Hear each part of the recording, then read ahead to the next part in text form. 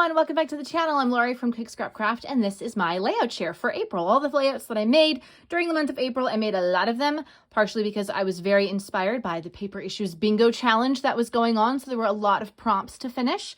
And so let's just go ahead and get started. This one does not have a process video, but this is for the photo that I took when I went on vacation last year and visited a local scrapbook store. So that's going to go here. That's why I've got all these fun crafty bits here, and it's titled Let's Get Crafty. I already did the journaling. I don't have the photo printed, but I just need to pop it in here once I get my November photos printed, and it'll be good to go. I'm very excited about this one. This one has a process video for it coming up next week, so definitely you want to watch this one. Oh yeah, sneak peek. This is one that I did for the Paper Issues Challenges, and it's just some photos from a field trip that my daughter's class took to go apple picking. So I've got the apple pattern paper back here. I've got a lot of fall pieces from Echo Park. I titled it Fall Joy. Added a piece of gold puffy sticker. It was part of the thickers from American Crafts. I actually still have a whole bunch of them here on my desk. Look at that. So that was this is a very easy grid to do. Just real quick, it's 4x6 and a 4x4, 4x6 and a 4x4.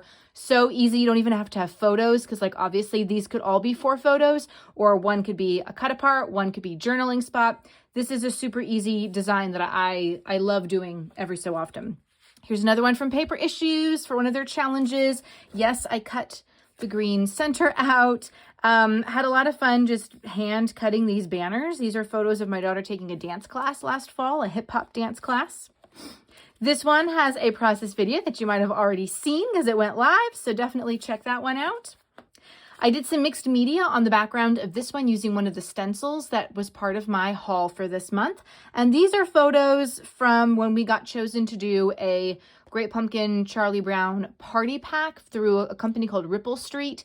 You apply to be part of these parties, and then they send you stuff for free, and you have to promote it on your social media or like host an actual party and have people come over and have fun. So we could have had people over. She was actually homesick from school the day that I got this pack, but of course we had to test out the stuff that the stencils, the templates that they gave us to carve our pumpkin. And so we carved it to look like Charlie Brown in his ghost costume, maybe. This is one that was a Paper Issues Challenge to use hearts. So these hearts are actually hand traced and cut out using very old Creative Memories clear stencils, I guess they were. I don't know if anybody else remembers those, but I still have them in my scrapbook stash. So I used those to do these photos of my daughter meeting her cousin for the first time. Here's another Paper Issues one, a very random one, just a silly selfie of me drinking one of my very favorite pumpkin flavored protein power shakes. I hope that Naked Nutrition brings it back for this year. It was a limited edition flavor. It was so good and so easy to mix up with almond milk. Delicious, delicious breakfast. So I took a selfie of myself in the car drinking it for breakfast one morning on the way to work, and then just punched out a bunch of square pieces to go behind it. This is actually from a vacation paper collection, and I'm not drinking anything like this in the picture, but since it was a beverage themed, it kind of went, right?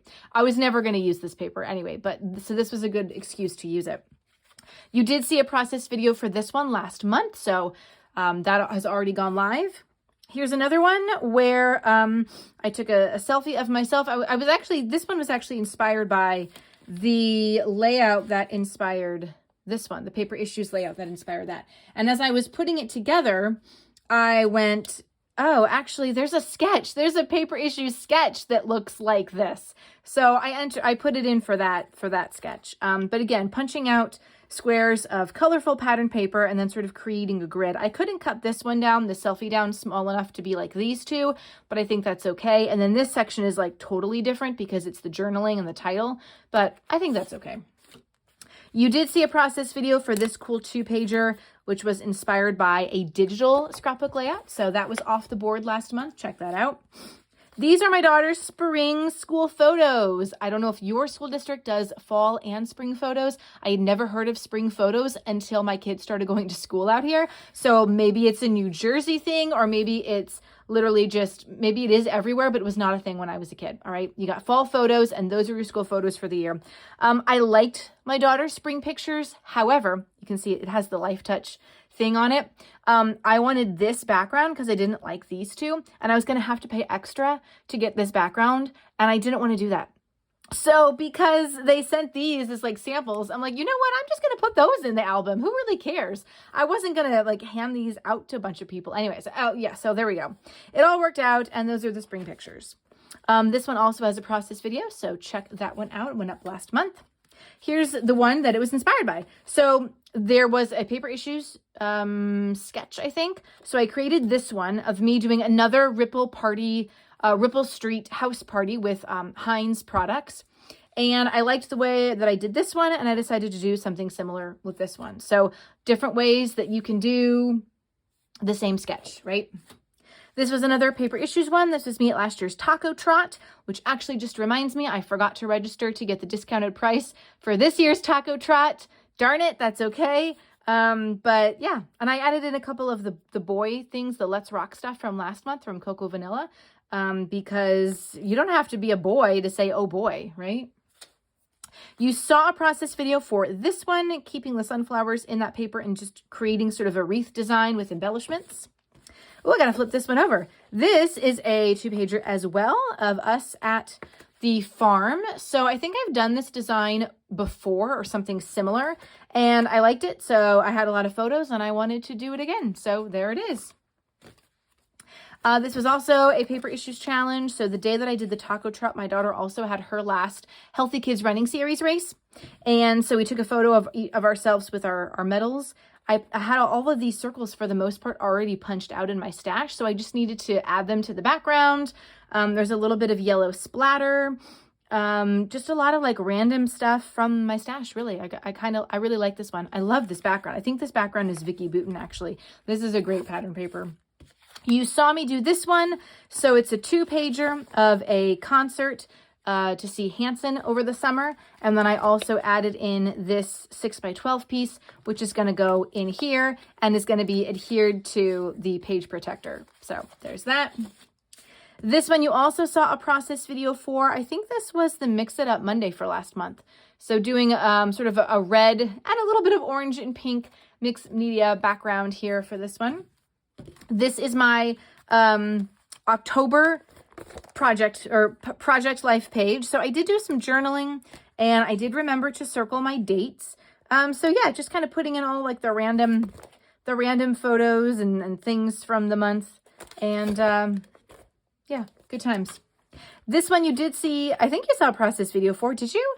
No, I didn't do a process video for this one. So I did the original like the process of doing these. I did those back in March, and then I did this one from the paint pouring class that I went to with my friends. So I did not do a process video for this one. It was quite a process to get these paint splatters to go down, but luckily I did have enough to do a rainbow color with my Tim Holtz Distress Oxide sprays. So that was pretty cool. This whole section is actually matted down. I did like cloud cutting around it, so to leave a little bit of the edge, that pink edge, because originally I was just going to have it on the pink background. And then I was like, you know what? We got to do something a little bit different with this. So I cut it out, because I'd already adhered everything down. So I cut it out so you can still see the pink edge. And then I got a piece of Vicki Boutin foundations paper, and I did the mixed media design going down here. So that was fun. And then you saw this process video, because this was last month's Challenge Yourself theme of Now and Then. And I hope that you guys participated and played along with that challenge. There's going to be a new one coming up this month on the 7th. So check that out. And those were all my layouts. Let's see, 1, 2, 3, 4. We'll count this one as 5. It's double page. 6, 7, 8, 9, 10, 11, 12, 13, 14, 15, 16, 17, 18, 19, 20, 21, 22, 23. I got 23 layouts done. That's pretty good. That's pretty good. How many layouts did you guys get done last month? Let me know down in the comments below. And if you have questions about anything that you've seen here, anything that I've talked about, let me know that too. I'll be happy to answer your questions. Thank you guys so much for watching this video. Hit that thumbs up button if you liked it. Consider subscribing so you don't miss out on other process videos that I'm going to be doing in May, and I will see you next time. Bye!